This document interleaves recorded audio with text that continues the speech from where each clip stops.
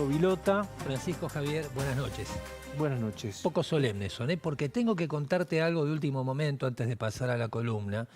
Y es que el fin de semana hubo una versión muy insistente que habla de una crisis entre Javier Milei y su jefe de gabinete, Nicolás Posse. Insisto, es una versión del fin de semana, también seguramente avalada porque Posse no participó de la reunión del gabinete del día jueves y también porque no va a estar en la delegación que acompaña al presidente en el viaje que va a hacer este fin de semana a España.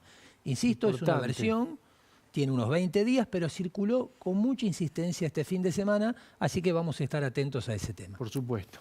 Y estamos atentos también al tema de los trenes, que viene haciendo mucho ruido después del choque del otro día, obviamente, pero además venía desde antes, ¿no? Las novedades al día de hoy es que hay 4 maquinistas y 3 auxiliares imputados en la causa que tiene el juez Julián Ercolini y que está investigando el fiscal Carlos Rívoro para saber si en el choque que vos comentás entre 2 formaciones del ferrocarril San Martín se habría cometido el delito de estragamiento gravoso.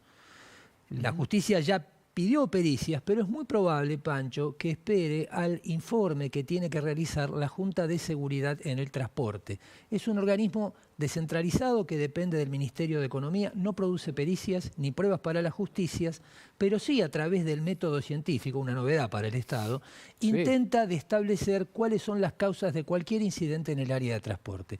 La Junta de Seguridad en el Transporte ya avisó que el informe preliminar va a estar recién dentro de un mes, con lo cual todo lo que podemos hablar es prematuro y bastante conjetural, aunque hay una impresión bastante generalizada que este accidente fue a causa de una falla humana. En un ratito ahora te voy a contar cuál es la principal hipótesis, pero si querés repasamos un poco lo que pasó. Dale. El viernes partió una formación de trenes desde Retiro hacia Pilar y antes de detenerse en la primera estación que le tocaba, que es Palermo, chocó con una locomotora que estaba estacionada sobre la misma vía donde circulaba el tren. Parado ahí. Ahí mira, en el viaducto que está en los Bosques de Palermo, en el cruce de las avenidas Figueroa Alcorta y Dorrego. La presencia de esta locomotora, evidentemente, sí sorprendió a los maquinistas que iban en el tren. Si te parece, los escuchamos. Dale, a ver. Esto es audio. Chocamos acá, y otro sí. Nosotros chocamos acá, nos notificaron en Ocampo y chocamos acá. Kilómetro 5 casi. ¿Hay un tren? No. Sí, conductor. Ahí me revisó la guarda que viene con el coche vacío. Eso es lo que estoy llamando a los auxiliares de Palermo que consideran la vía. Aquí está Ocampo, ¿me tomás? Como operador.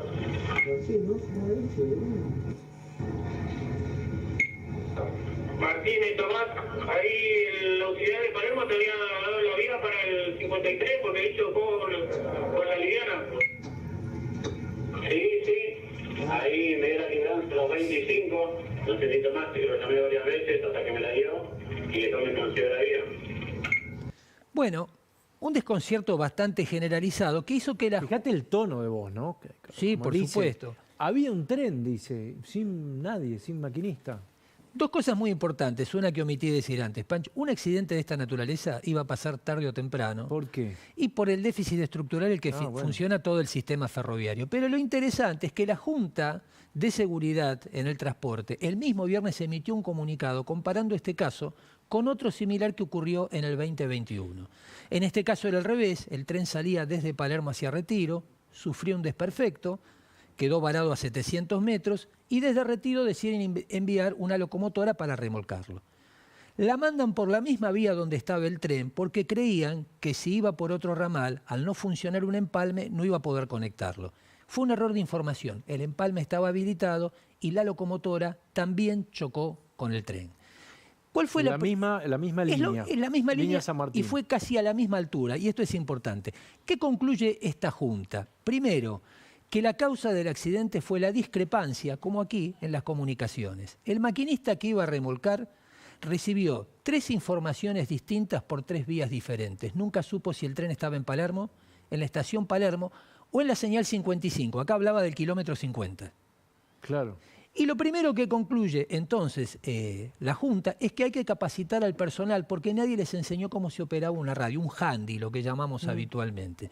Y también la necesidad que todas las órdenes... ¿Eso dice la Junta? Por supuesto. Es la principal conclusión de la investigación, es que hubo discrepancia en las comunicaciones.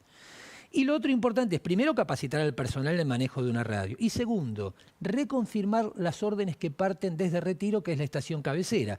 Porque está como establecido que si lo dice Retiro, la orden no merece ningún tipo de discusión.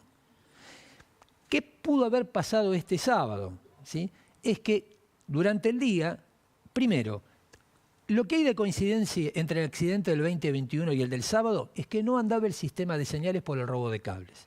Cuando es así... Por lo mismo, en esa época por lo mismo. Como si nada hubiera cambiado. Los maquinistas reciben una orden especial de vía con precaución. Es un documento, un papel, que les indica que tienen que desplazarse al mínimo de velocidad.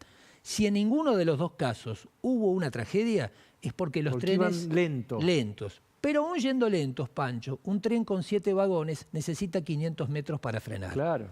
Y hay que decir que es importante que ocurrió en la misma zona, porque es la desembocadura de una curva que da en el viaducto, y que los árboles dificultan mucho la visibilidad, mucho más de noche, como fue en el 2021, y si había lluvia. ¿Por qué todo esto es muy importante? Porque durante el día, el viernes pasado, personal auxiliar con banderas le indica al tren si tiene que detenerse o seguir. El auxiliar que tenía que cumplir esa responsabilidad terminó su turno y no le avisó a quien lo sucedía que había una locomotora varada en el viaducto. Esta es la principal hipótesis del accidente. Con lo cual, si esto fuera, si estuviera modernizado, invertido, estaríamos hablando de otra cosa. Sí, pero hay algo que dice esta Junta de Seguridad que recomienda en el 2021, hacer cursos de capacitación.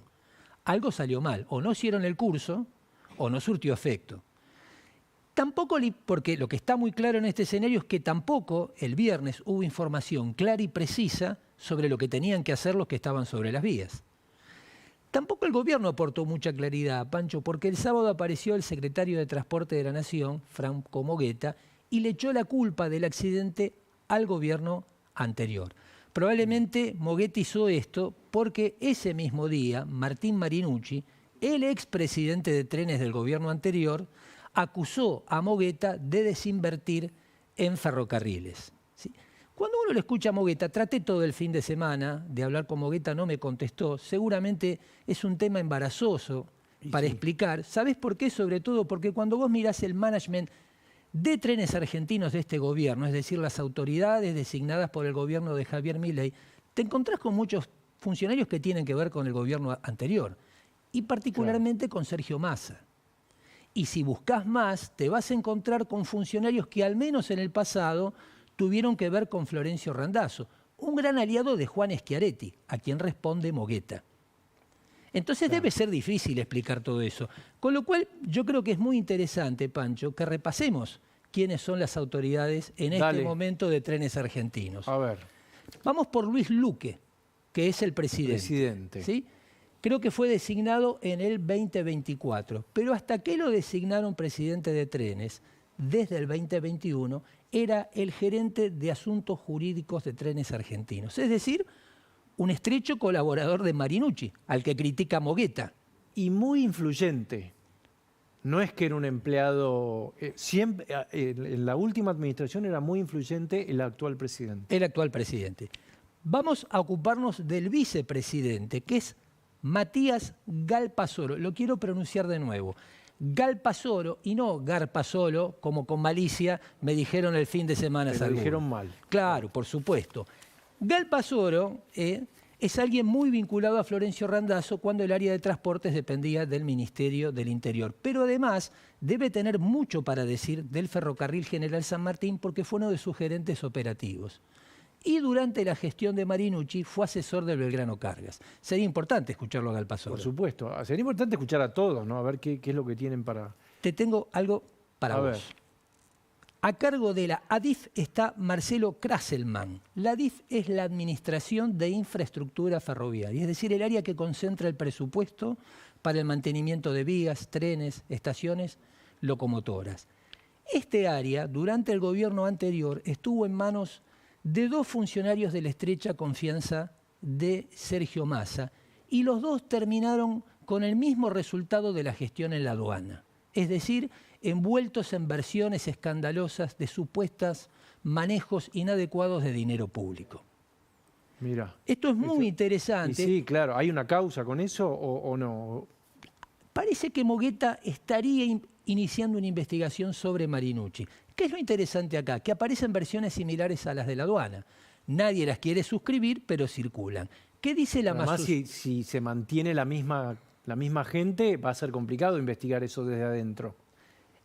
Marcelo Kraserman es un funcionario que durante la gestión de Randazzo en el Ministerio del Interior fue subdirector de Asuntos Electorales. ¿Por qué te estoy retrotrayendo a la gestión de la DIF con otros dos funcionarios? Precisamente porque la versión más usual es similar a la que circula sobre la aduana. Dicen que los viernes en el playón que la DIF tiene en la estación de Retiro se estacionaba una camioneta de gran porte. La cito por modelo y marca porque es gráfico, una Ford 350. Llegaba con su caja vacía y terminaba la tarde cargada de bolsas que hacían que la caja casi tocara los neumáticos traseros. Mira, Misterio que habría... inflarlos un poquito más para que... ¿Y qué habrían las bolsas? Yo no sé, tiendo a pensar que había bulones, Pancho. ¿Sabes por qué? Porque eran pesadas. No, porque Mogueta dijo que este gobierno no puede ser acusado de irregularidad en trenes porque no compró ni un bulón. Y si Marinucci lo acusa de desinvertir, debe ser que no compra los bulones que compraba Marinucci. Así que yo estoy convencido que era la camioneta cargada de bulones. Bien. Bueno, A ver. quiero seguir terminándote con estos Dale. funcionarios. Hay uno que no te podés perder, Pancho, y es Patricio Gilligan. Te quiero contar el área que tiene a cargo. Gilligan preside el área de desarrollo de capital humano ferroviario. Va a tener una tarea inmensa después de lo que pasó el sábado. Capacitar al personal por lo pronto, si es cierto esto que vos, si está fundamentado esto que dice la Junta, ¿no? Este área es en realidad la que gestiona los recursos humanos en ferrocarriles, pero quiero decir que Gilligan es alguien muy ecuménico. Fue funcionario en el área de transporte de Cristina, de Randazzo, de Guillermo Dietrich con Macri y de ahora con este actual gobierno. Te cierro el informe brevemente porque Mogueta en su aparición le preguntan si va a privatizar ferrocarriles, no lo descarta, pero dice en ese caso hay que tener controles importantes sobre los concesionarios porque, y aquí viene lo importante, Pancho, dijo Mogueta, privatizar no garantiza nada. Casi una herejía para este gobierno. Pero fíjate lo que pasó en 2011. A menos, Pancho, que estemos ante un giro copernicano del libre mercado al capitalismo peronista, que en el caso de los trenes inauguró Néstor Kirchner en el 2004, cuando los restatizó. Te quedás al whisky, ¿no? Y si no hay whisky sin vilota, Pancho, me extraña. Por supuesto. Y viene Camila y va a hacernos una comparación entre Milei y Menem. Similitudes y diferencias. No me lo voy a perder. Dale, vamos y venimos.